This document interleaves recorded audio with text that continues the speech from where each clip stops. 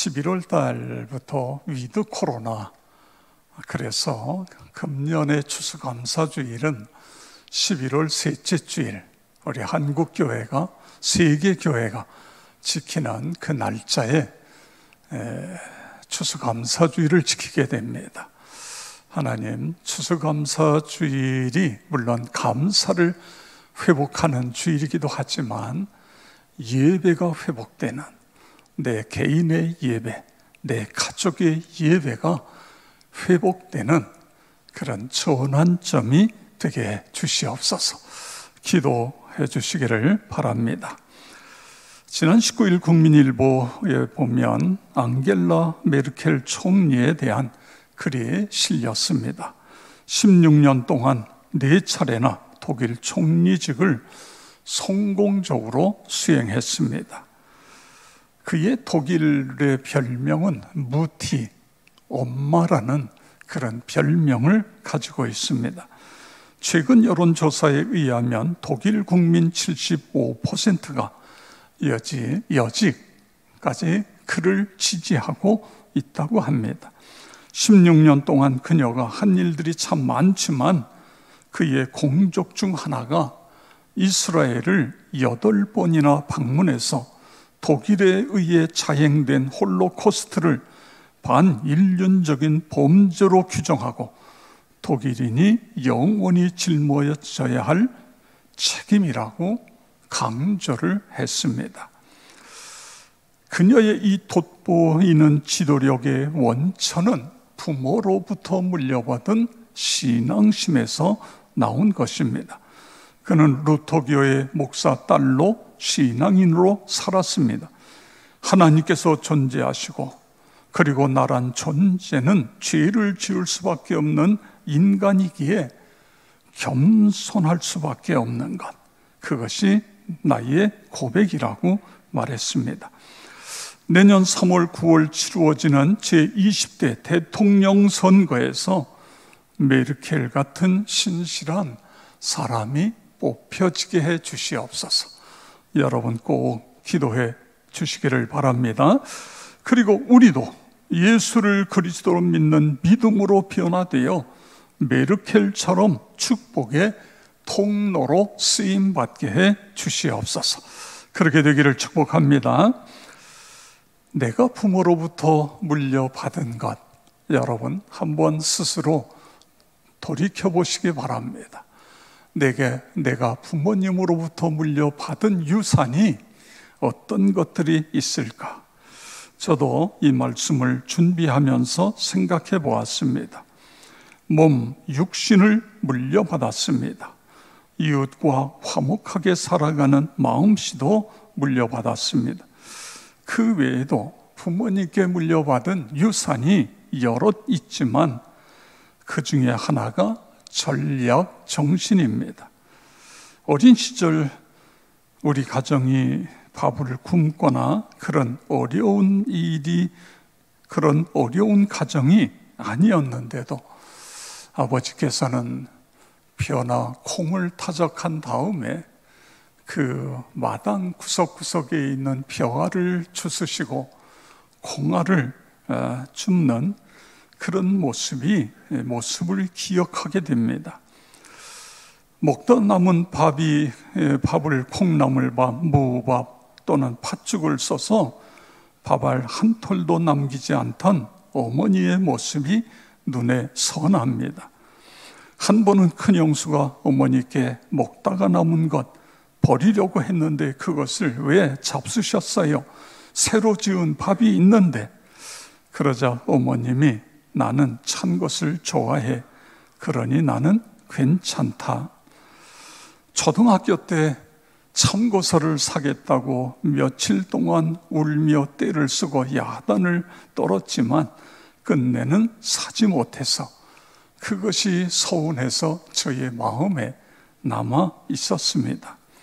그런데 오늘에 와서 보니까 이 모든 것들이 저에게는 큰 유산이 되었습니다. 내 체질 속에 절약하려고 하는 정신이 깃들어 있는 것입니다. 과소비는 용납이 되어지지 않습니다. 성도 여러분, 우리가 언제부터 이렇게 잘 살았지요? 우리도 모르게 과소비가 몸에 배어 있는 것입니다. 우리나라에서 하루 사용되는 우유팩이 1,800만 개인데 이걸 만들기 위해서는 매일 30년 된 나무 6,800그루가 잘려나가야 한다는 것입니다. 예수님은 이 과소비에 대해서 어떤 생각을 하실까요? 오늘 본문에 보면 이 본문을 우리는 오병이어 떡 5개와 물고기 2마리로 남자만 20세 이상 된 남자만 5,000명 이상 먹인 그런 기적의 사건입니다. 예수께서 제자들과 배를 타고 빈들로 가십니다. 그런데 이미 소문을 듣고 수많은 사람들이 각 여러 고을에서 몰려온 거예요. 예수님 그들을 불쌍히 여기며 하나님의 말씀을 전하시고 병든 자를 고쳐주십니다. 어느덧 저녁 시간이 됐어요.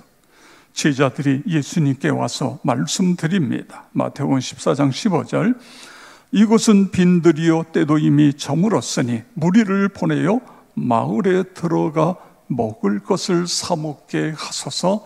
아멘. 여러분, 빈 들에 마을이 있다고 하더라도 그 마을이 얼마나 큰 마을이 되겠습니까? 지금 여기에 모여 있는 사람은 최소한 15,000명, 그렇지 않으면 2만 명 이상의 사람들인데 이들이 어떻게 집에 가서 뭘 사 먹을 수 있어요? 그런 동네가 어디 있어요? 그런데 제자들이 이렇게 이야기합니다. 그랬더니 예수님께서 16절에 갈 것 없다, 너희가 먹을 것을 주라, 그렇게 말씀하세요. 제자들이 이 예수님의 말씀을 들을 때 어처구니 없지요. 그래서 17절에 여기 우리에게 있는 것은 떡 5개와 물고기 2마리 뿐입니다. 예수님도 이 사정을 아실 텐데 어떻게 그런 말씀을 하시는가? 너희가 먹을 것을 주라, 이게 말이 되는가? 그런데 여러분, 오늘 예수님께서 이 말씀을 하신 이 말씀 속에서 우리에게 주시는 메시지를 찾아야 됩니다. 삶이 아무리 힘들고 현실이 절망적일지라도 이웃과 함께 나누고 돌보라는 예수님의 마음의 말씀입니다. 주님께서도 우리가 나약하고 또 우리의 가정 형편 모든 걸 다 알고 계십니다. 우리가 바쁘다는 것도 알고 계세요. 그런데도 예수님 갈 것 없다, 너희가 먹을 것을 주어라.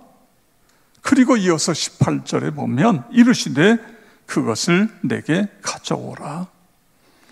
성도 여러분, 나의 현실을 주님께 드리면 주님께서 그것을 통해 역사하시는 것입니다. 인간의 계산이 아니라 주님의 방법으로 역사하시는 거예요. 우리가 순종하면 주님이 역사하세요. 보세요. 지금 제자들이 예수님께 뭘 드렸죠? 떡 5개와 물고기 2마리. 이거는 어린 소년이 한 끼 먹는 양이에요. 물고기라고 해서 이렇게 큰 게 아니고 요만한 물고기 2마리예요. 이 작은 것을 예수님께 드렸어요. 그랬더니 주님이 명하시는 대로 나눔이 실천됐고 기적이 일어난 것입니다. 예수님 이 떡 5개와 물고기 2마리를 가지고 하늘을 우러러 축사하십니다.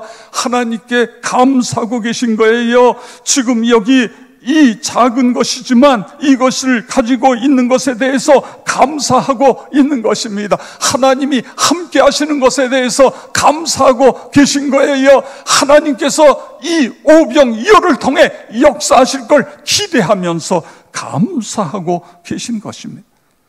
그리고 그 다음에 제자들에게 이것을 나누어 주라고, 이 많은 사람들의 19절에 보면 떡을 떼어 제자들에게 주시며 주심의 제자들이 무리에게 주니 아멘. 그런데 이미 말씀드린 대로 그 떡을 먹은 숫자가 어마어마하잖아요. 21절에 보니까 먹은 사람은 여자와 어린이 외에 5,000명이나 되었더라. 성도 여러분, 예수님은 우리의 필요를 채워주시는 분이시다. 믿으시기 바랍니다. 저녁 때가 되었는데 그냥 흩어져서 보낼 수는 없잖아요. 저들이 허기져 있고 배가 고파요. 그 모습을 그냥 보고만 계실 수 없었던 거예요. 그래서 오병이어의 기적을 행하셔서 저들을 먹이신 것입니다. 그분이 나와 여러분의 주이신 것을 믿으시기를 바랍니다. 갈급한 심령에게 샘솟는 물가로 인도하셔서 영생의 물을 마시게 하시는 분이 나와 여러분의 주님이신 것을 믿으시기 바랍니다. 연약한 자와 병든 자에게 신유의 은사를 나타나셔서 치유하시고 회복시키시고 건강케 해주시는 분이 나와 여러분의 주님이신 것을 믿으시기 바랍니다. 자, 그런데 오늘 본문에서 우리가 또 하나의 봐야 될 관점이 있습니다. 예수께서 이 일을 하시는데 제자들을 통해서 하고 계신 것입니다. 떡 5덩이와 물고기 2마리를 제자들이 예수님께 먼저 가져오죠. 이게 없었다면 이 기적이 일어나지 않았을지도 모르죠. 여하튼 지극히 작은 거예요. 보잘것없는 거예요. 그걸 주님께 드려요. 그랬더니 주님께서 축사하시고 그것을 가지고 제자들에게 나눠주라는 것입니다. 나눠주라. 예수님 직접 주신 것이 아니라 나눠줘라. 대행자, 하나님 나라 대행자, 우리 그리스도인들이 그 일을 해야 된다, 그거예요. 그럴 때에 하나님이 기뻐하신다. 예수님은 2000년 전이나 지금이나 당신을 대신할 수 있는 봉사자들을 찾고 계신 것입니다. 진리와 사랑을 다른 사람들에게 전할 제자를 찾고 계신 것입니다. 그들이 많이 배웠든지 적게 배웠든지, 재산이 많든지 적든지, 나이가 많든지 적든지, 그건 전혀 문제가 되지 않는 것입니다. 제자들에게 왜 보리떡 5개와 물고기 2마리 뿐이냐 이렇게 나무라지 않으셨어요.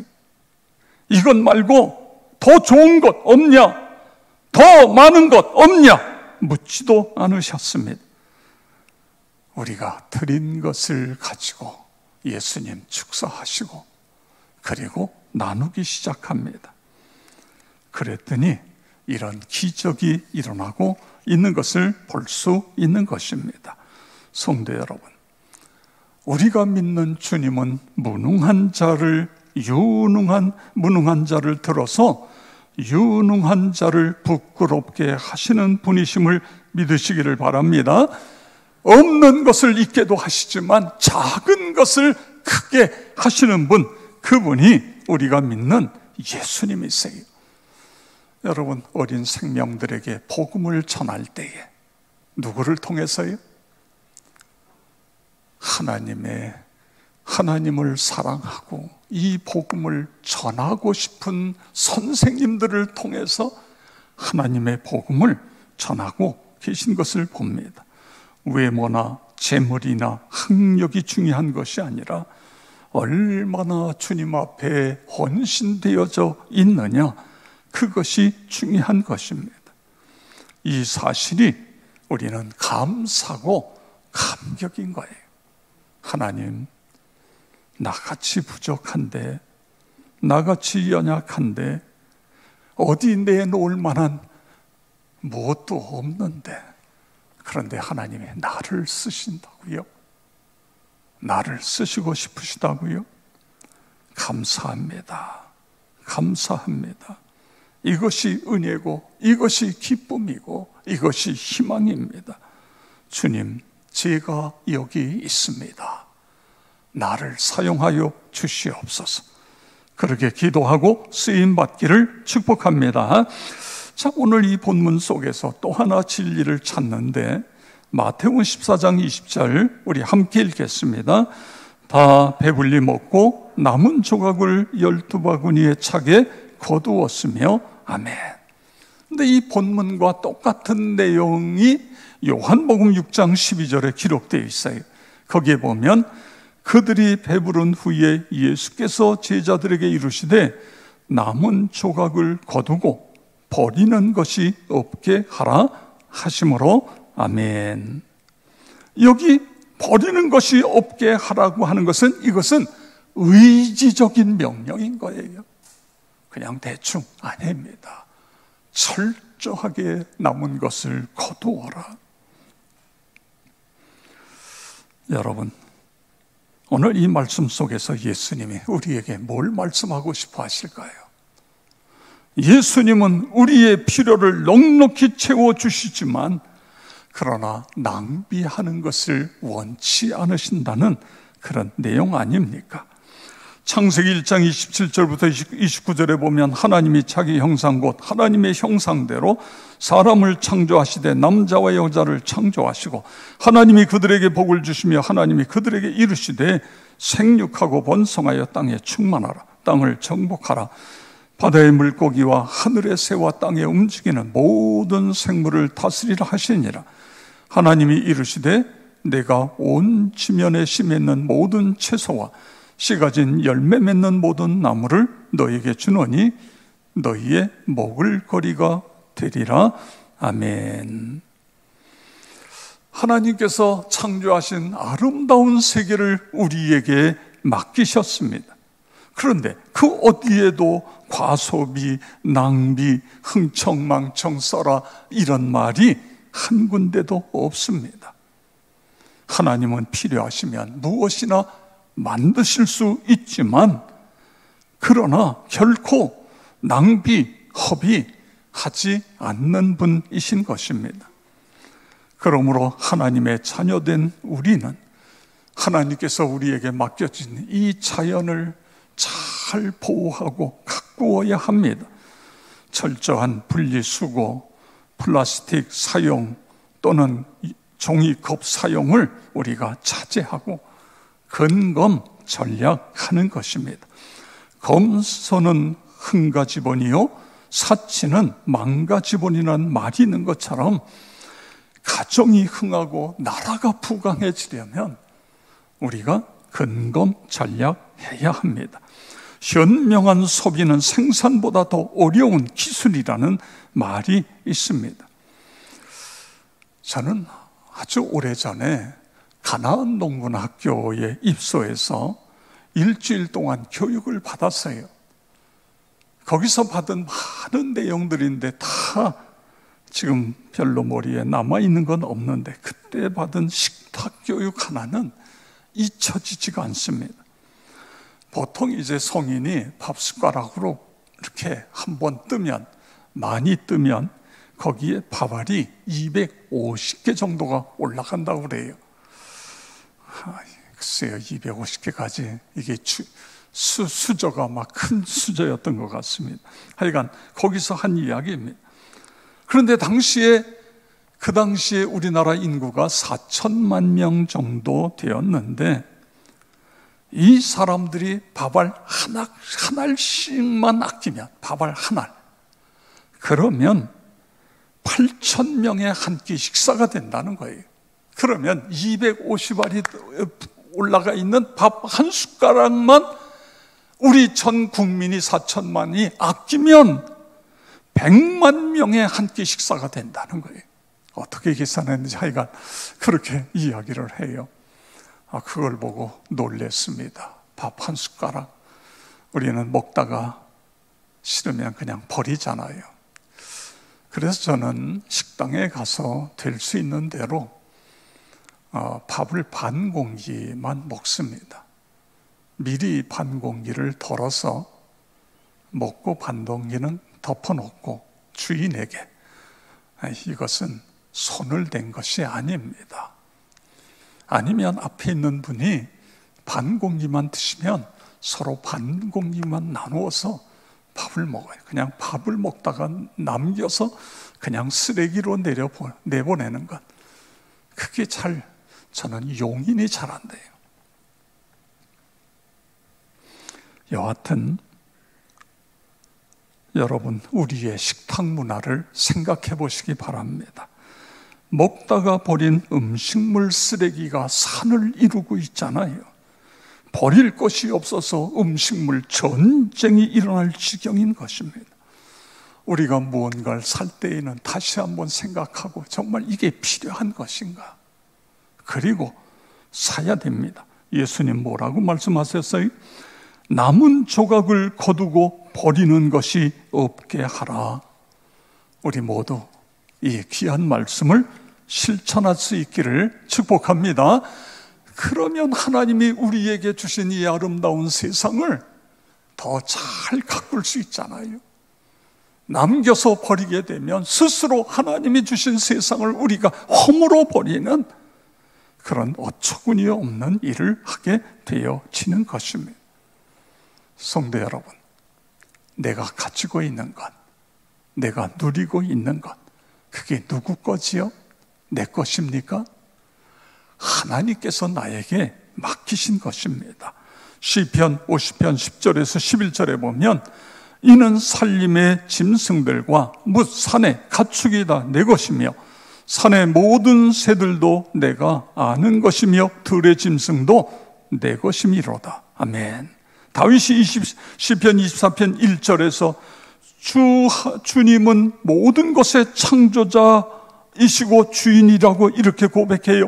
땅과 거기에 충만한 것과 세계와 그 가운데 사는 자들은 다 여호와의 것이로다. 아멘. 여러분 믿으시기 바랍니다. 내 거 아무것도 없어요. 다 하나님의 것이에요. 학개서 2장 8절에 보면 하나님이 이렇게 말씀하세요. 은도 내 것이요 금도 내 것이라 만군의 여호와의 말이니라. 아멘. 이 물질의 주인이 하나님이라는 것이 이것이 확실시 될 때에 우리는 근검전략할 수 있게 되는 것입니다. 그리고 그 물질을 하나님의 영광을 위해 쓸 수 있게 되어지는 것입니다. 예수님 마태복음 6장 20절 21절에 보면 오직 너희를 위하여 보물을 하늘에 쌓아두라.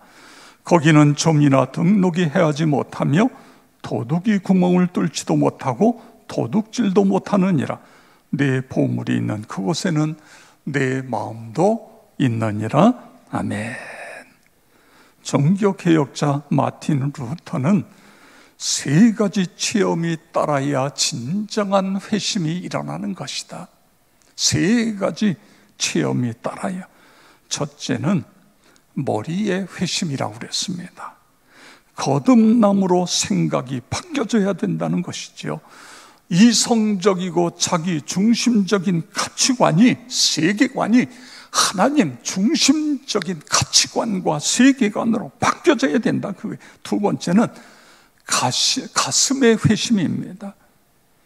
살면서 쌓였던 분노, 복수심, 좌절, 죄책감 이런 것들이 상처가 되어 남아있는데 예수를 믿음으로 회심되어져서 이런 모든 것들이 다 사라지고 용서하게 되고 감사하게 되고 평안하게 됨으로 말미암아 긍정적으로 세상을 보게 되는 것.